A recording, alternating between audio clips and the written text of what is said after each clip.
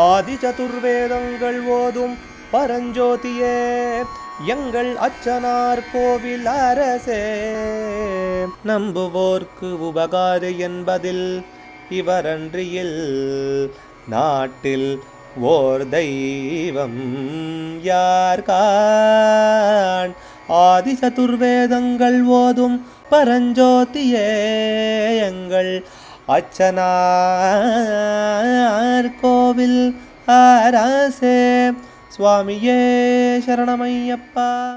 செங்கோவில் அரசே சரணமையப்பா.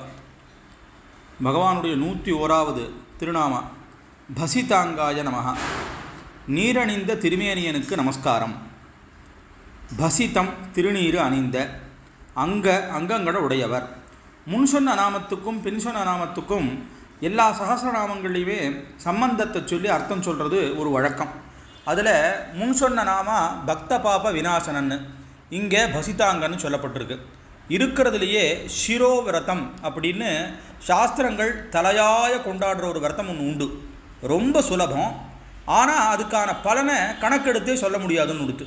அது என்னன்னு கேட்டாக்கா, சிரோவிரதம்னு உபனிஷத்துக்களே சொல்கிறது விபூதி தாரணம்ங்கிறது தான்.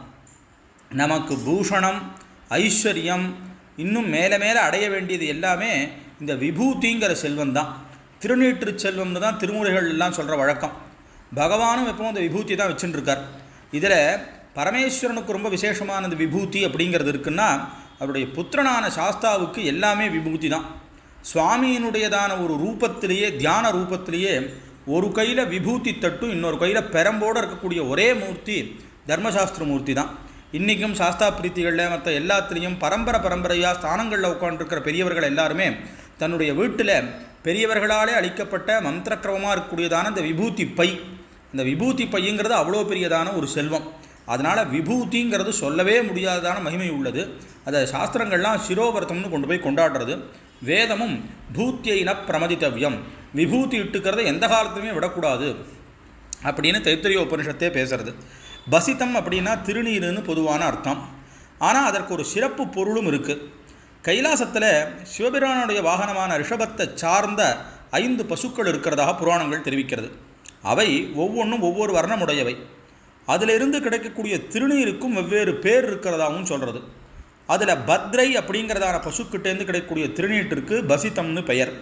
ஸ்ரீ சாஸ்தா கைலாசவாசனாக இருக்கிற காரணத்தினாலே அங்குள்ள பசுக்கள்கிட்டேருந்து கிடைக்கக்கூடிய விபூதியை பகவான் பூசிக்கொள்ளுகிறான் விருப்பத்தோடு.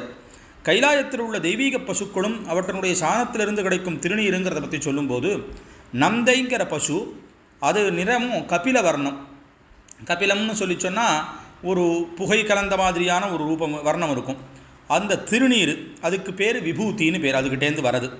பத்ரைங்கிறதான பசு, அதனுடைய நிறமோ கருமை, அதுக்கிட்டேருந்து வரக்கூடியதான விபூதிக்கு பசிதம்னு பேர். விபூத்தின்னா மேலே சொன்னது, இந்த இடத்துல புரியறதுக்காக விபூத்தின்னு தான் சொல்லணும். அதுக்காக சுரபிங்கிறதான பசு, அதனுடைய நிறமோ செம்மை சிகப்பு, அதுக்கிட்டேருந்து வரக்கூடியதான விபூதிக்கு பஸ்மம்னு பெயர். சுஷீலைன்னு ஒரு பசு, அதனுடைய நிறமோ வெண்மை, அதுக்கிட்டேருந்து வரக்கூடியதான விபூதிக்கு க்ஷாரம்னு பெயர். சுமனைன்னு ஒரு பசு, அதனுடைய நிறமோ விசித்திரம், பல வர்ணமாக இருக்கலாம்.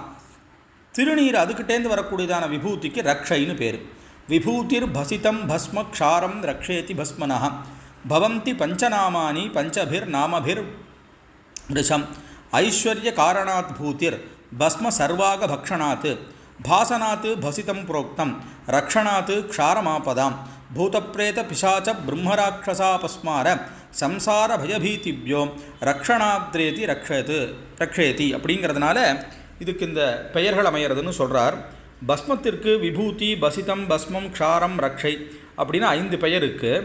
அணிபவர்களுக்கு ஐஸ்வர்யத்தில் கொடுக்கறதுனால அதற்கு விபூத்தின்னும், பாவங்களை போக்குறதுனால பஸ்மம்னும், ஆத்ம ஒளியை வளர்க்கறதுனால பசிதம்னும், ஆபத்திலிருந்து காப்பாற்றுறதுனால க்ஷாரம்னும், பூத பிரேத பிசாச்ச பிரம்மராட்சசர்கள், அப்புறம் அபஸ்மாரம், வியாதி, இந்த சம்சாரங்கிறதான பெரிய பயபீத்தியிலேருந்து காப்பாற்றுவதனாலே அதற்கு ரக்ஷை என்னும் பெயர் அமையிறதுன்னு சொல்கிறார்.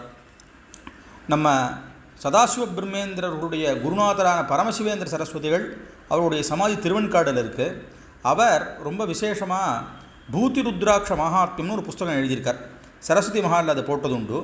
அந்த புஸ்தகத்தில் இதே மாதிரி நம்ம லோகத்தில் இருக்கக்கூடிய உலகத்தில் இருக்கக்கூடிய என்னென்ன பசுக்கள்கிட்டேருந்து எப்படி விபூதி எடுக்கணும், எப்படி விபூதியை செய்யணும், அதற்கு என்னென்ன பேர், ருத்ராட்சத்தினுடைய முக்கியத்துவம் என்னன்னு சொல்லி இந்த விபூதி ருத்ராட்ச சின்னம்தான் நமக்கு ரொம்ப முக்கியமாக சொல்லப்பட்டதாக இருக்குது. அதனால் பகவானும் சிவபுத்திரன் ஆனதுனால அந்த ருத்ரா விபூதியை ரொம்ப விசேஷமாக அணிந்துகிறார் அப்படிங்கிறதான அர்த்தத்தோட இந்த நாமாவானது தெரிவிக்கிறது.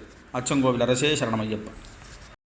அச்சனார் கோவில் அரசே சுவாமியே சரணமையப்பா.